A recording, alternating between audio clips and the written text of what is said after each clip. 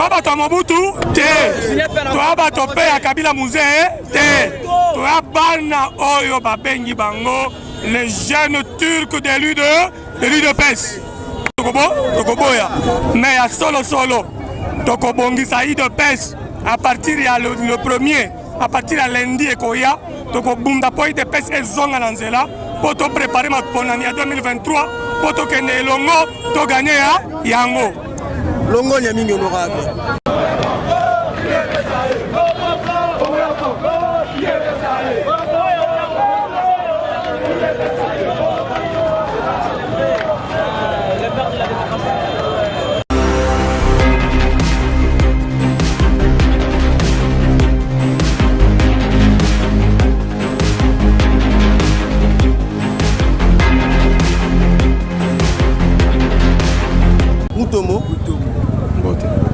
Tomoni tout en tenue militaire, tu évité le vrai soldat du peuple, bah impression les anini.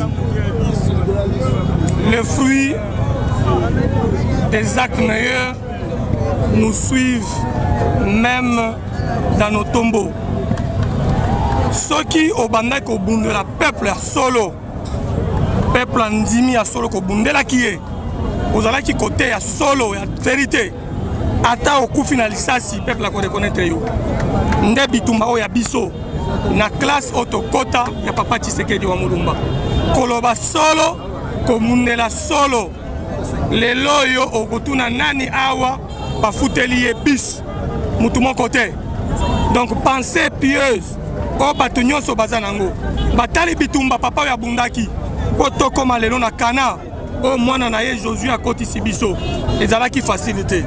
Ngai naza pama parmi bana oyo bakota bitumba papa Tshisekedi na bomwana na 13 ans na kota bitumba résistance na koti na université na zuwa e bonga ya président ya UDPS na université de Lubumbashi na kangama babenga na na université na boya Mobutu na kanga Kabila mobimba na campus na 97 98 mais na ndima ko kolanda Kabila na katumba mwanke na boya bango parce que nazalaki moko il y a un futur prophète il y a combat ya papa Tshisekedi solo Tshisekedi a koufi et bon dimanga il est là Tshisekedi a tikim 10 000 Tshisekedi ba Tshisekedi baza ebele la force du progrès ba Tshisekedi baza ebele na force ya brigade spéciale ba Tshisekedi baza ebele na ma mouvement oyo toza ko bunda pona kolanda nzela na ye nzela ya Tshisekedi za nzela ya solo respect des textes.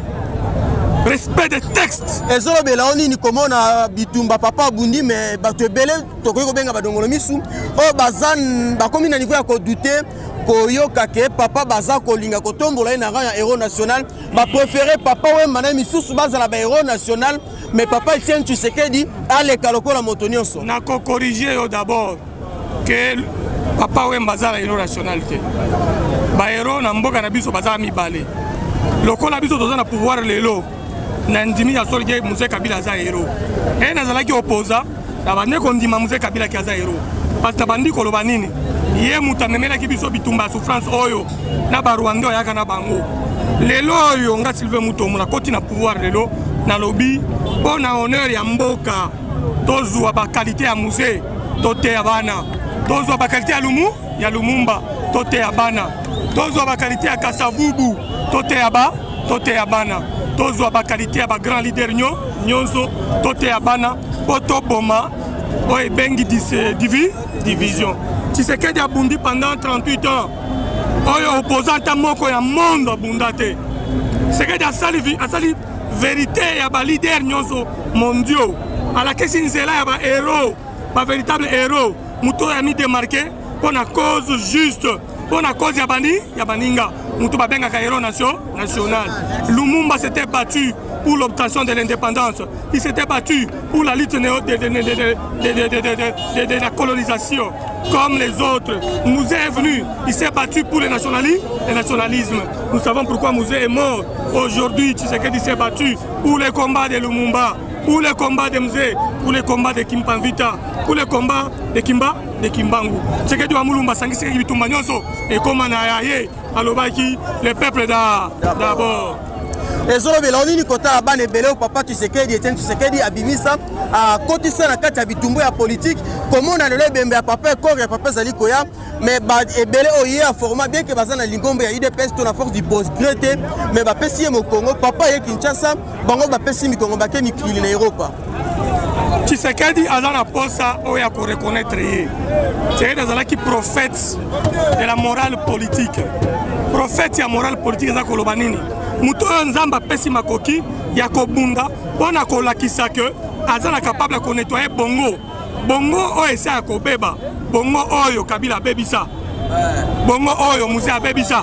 Bongo oyo Mobutu abebisa. Tshisekedi aye na tonga ya kobongisa bongo nyonso wana. Oto bengi lavage de cerveau par l'éveil de la conscience, afin que le peuple soit capable de se mettre debout lui-même et de revendiquer ses droits, afin qu'il puisse normaliser la vie politique qui touchera l'action sociale et économique.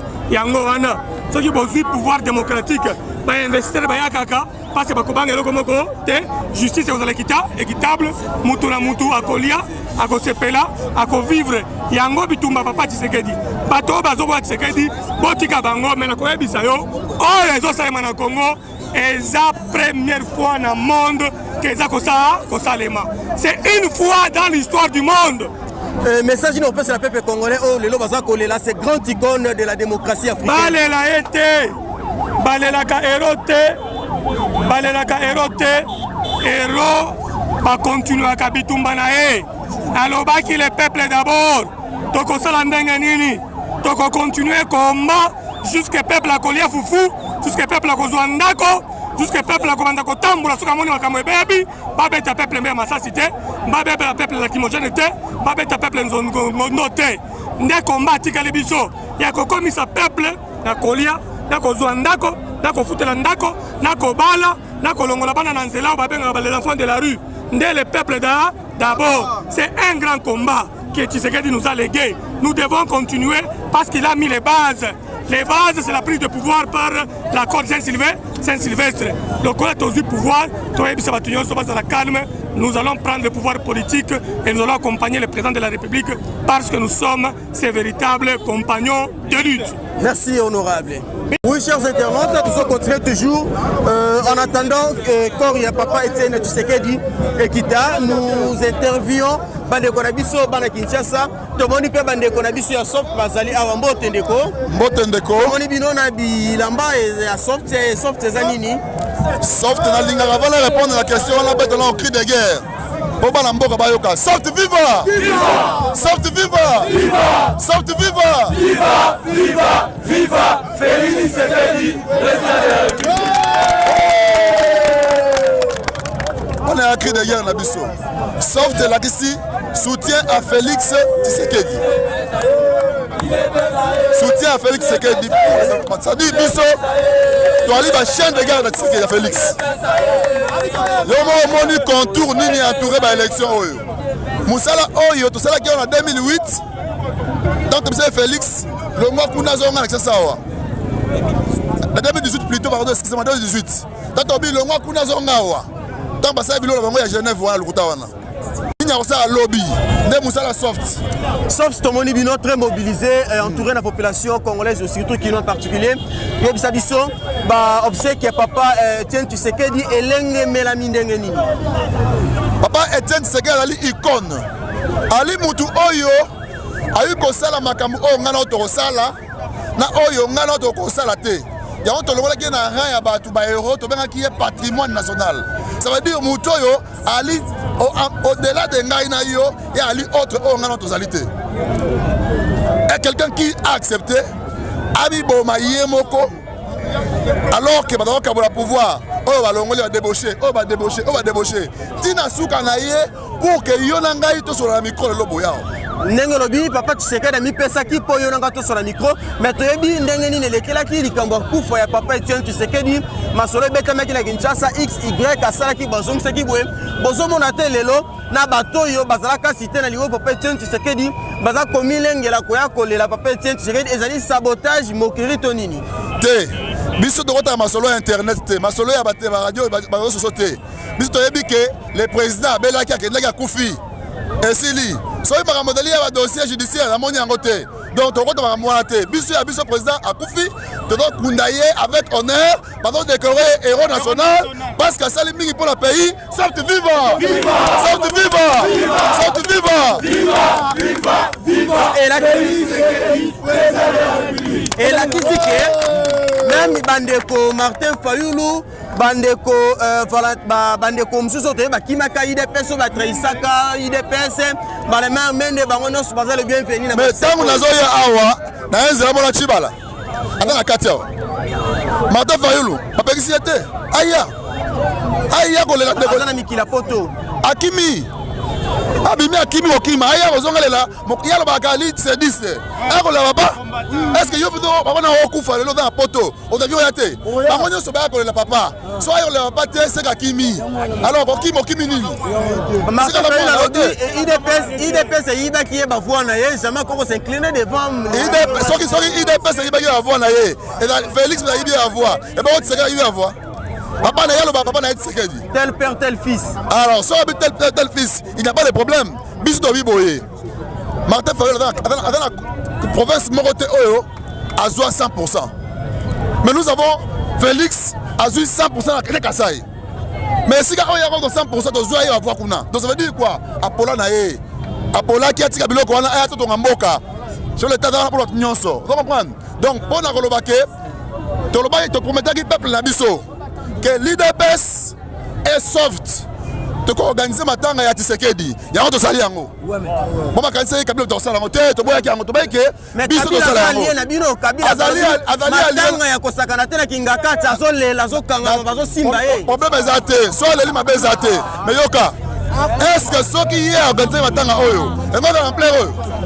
Non, attends, organiser mais balobi ndeko Kabila za ya ko diminuer aleli aza inconsolable. Ça va leli. Babe ate ande na biso. Atali bolingo bazalaki na ngona papa Etienne ndenge ba mesalaki aza na droit ya kolela. Soki mutu nyosa akufi alobara na lingaka ye mingi. Na bato ba inaka ba lingaka ye mingi, mais tout compte fait. To biso ka leli bravo Kabila, bravo. O leli bravo.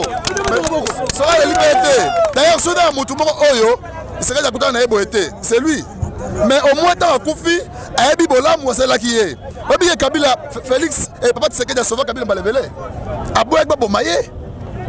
Vous comprenez? Ndenga sauvé ba musée.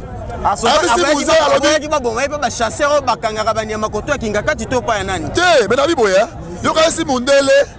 Si Kabila sali ba dépassement awa. Na bikisi Kabila. Tam no ba ko Kabila sali so alliance te. To bikisi ndaye. Ba ko kangaya ba bomiye mundele. Bon, d'abord, il a glissé, chose qui était permis. Les vieux a accepté, bon d'accord. Faisons un accord. Accord, tout bien accord de Saint-Sylvestre. À Saliango, à Siliciango. Dans la Siliciango, il va signer la Tunyonso, à voyager à Koufa. Il a tout terminé. Il a dit que ça c'est un patrimoine national. Et donc, comme vous avez noté, pourquoi Papa Etienne, tu sais qu'il faut pas qu'il y ait un héros national et parce que Félix a su pouvoir, ni était le pouvoir de Félix, à l'ingénieur des héros nationaux. Mais tant que tu as vu que Bissomoto relaye, Bissomoto Kundaye, vous comprenez l'autre? En 2018, tu as vu que tu sais que Bissomoto Kundaye au pouvoir. Vous avez compris l'autre? Dans un pouvoir, Oyo. Par le fait que la biso ba congolais on va koufa babite muto abundi pour la mboka on dit à votre pouvoir allez bon ça y est c'est comme ça on va s'arrêter muto pas sa binote to loba ike to ko sala matanga biso moko et to zu pouvoir de sala matanga muto alobi ke ada héros nationalité yebisa ngai nan to pesa héros national papa Wemba héros national pena ba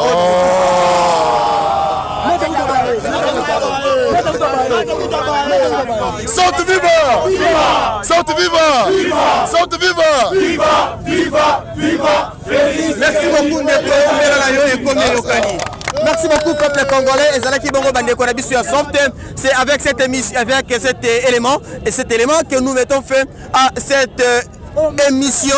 Balobi toujours na kati ya Bobsek ya papa Nabisio Etienne Tshisekedi wa Mulumba moto akamata ki vina ye toute sa jeunesse, toute son existence a sacrifié pour la lutte ya démocratie na RDC et puis na Afrique mobimba bien bato balingaka Congo millennium même Vous qui aimez 100% News, restons toujours soudés, restons toujours collés. Liso likola liso, motombangu nzokombangu, troko manango kiyo na suka. Toleka.